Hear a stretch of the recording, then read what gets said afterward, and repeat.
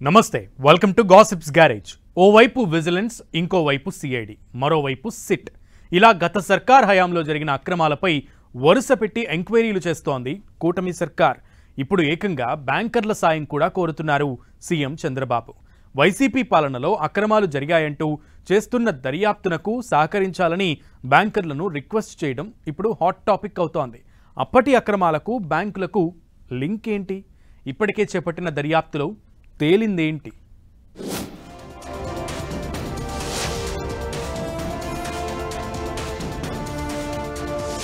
YCP హయాంలో అక్రమాలు జరిగాయా? ఆ లెక్క తేలేదెప్పుడు? లిక్కర్, శాండ్, మైనింగ్ పై దర్యాప్తు ఎక్కడి వరకు వచ్చింది? బ్యాంకర్లు సహకరిస్తే అక్రమాల చిట్టా బయటికి వస్తుందా?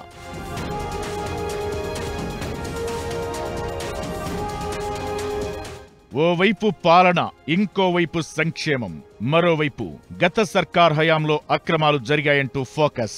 ఇలా కూటమి సర్కార్ సైలెంట్ గా పనిచేసుకుంటూ పోతోంది.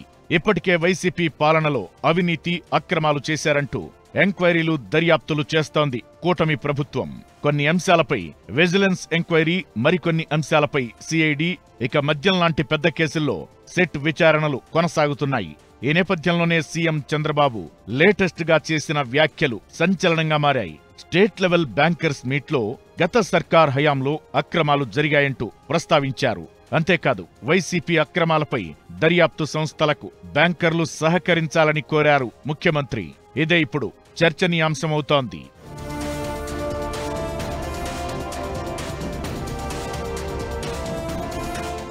ఏపీలో కూటమి అధికారంలోకొచ్చినప్పటి నుంచి వైసీపీ హయాంలో తీసుకున్న ప్రతి నిర్ణయం మీద అవకతవకలు, అక్రమాలపై ఫోకస్ పెట్టింది. అందులో భాగంగా ఇసుక విధానం మీద దర్యాప్తు చేస్తోంది.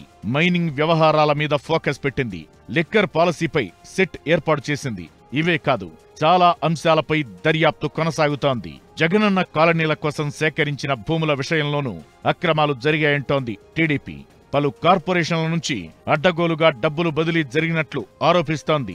2000 కోట్ల ప్రభుత్వ సొమ్మును వైసీపీ పార్టీ యాక్టివిటీ కోసం వాడుకున్నారని కూడా ప్రచారముంది. AP digital corporation, AP skill development corporation ద్వారా వేలాది మందికి లక్షలాది రూపాయల చొప్పున జీతాలు చెల్లించారట. తప్పుడు రిపోర్ట్లు, రికార్డులతో కార్పొరేషన్ నుంచి జీతాలు స్వాహా చేసినట్లు టీడీపీ చెబుతోంది. అలా నాటి అక్రమ చెల్లింపుల వ్యవహారం మొత్తం బయటికి రావాలంటే బ్యాంకర్ల సహకారం అవసరమని భావిస్తున్నారట సీఎం చంద్రబాబు.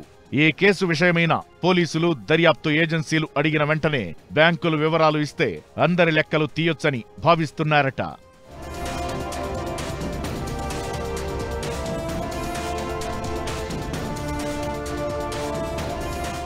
గత సర్కార్ హయాంలో జరిగిన పెద్ద పెద్ద ట్రాన్సాక్షన్స్ మీద కూటమి సర్కార్కు డౌట్స్ ఉన్నాయట. రాబడి ఒకలా ఉంటే ఖర్చులు ఇంకోలా ఉన్నాయని, ఆ రెండింటి మధ్య పొంతన లేదని అంటున్నారు. ప్రభుత్వం తీసుకొచ్చిన అప్పులు, ఖర్చు పెట్టిన నిధుల లెక్కలపై ఆరా తీస్తే చాలా గ్యాప్ ఉందట. ఈ వ్యవహారాలన్నీ బ్యాంకులతో ముడిపడి ఉన్నాయని అంటున్నారు.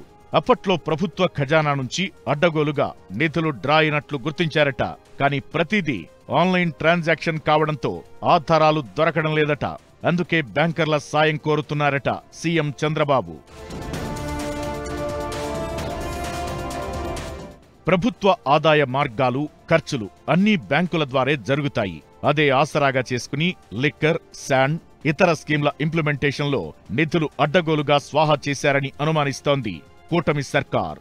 ఆన్లైన్ ట్రాన్సాక్షన్ బ్యాంకు లావాదేవీలతో ముడిపడి ఉంది కాబట్టి గత ప్రభుత్వ హయాంలో జరిగిన అక్రమాల చిట్టాను ఆధారాలతో సహా బయటకు తీయడం ఇబ్బందవుతోందట. కొన్ని వివరాలు బయటికి రావడంతో ఏదో ఇలకత మాఫియా జరిగిందని క్లారిటీ వస్తున్నా డాక్యుమెంటల్ ఎవిడెన్స్ దొరకడం లేదట. అందుకే బ్యాంకర్ల సాయం తీసుకుంటే నిధుల డ్రాకు సంతకాలు పెట్టిందెవరు? మౌఖిక ఆదేశాలతోనే ఫండ్స్ రిలీజ్, డబ్బుల డ్రా జరిగిందా? బటన్ నొక్కితే లబ్ధిదారుల ఖాతాల్లోకి నిధులు చేరే డీబీటీలో కూడా ఏదైనా కథ ఉందా అని ఆరా తీస్తున్నారట.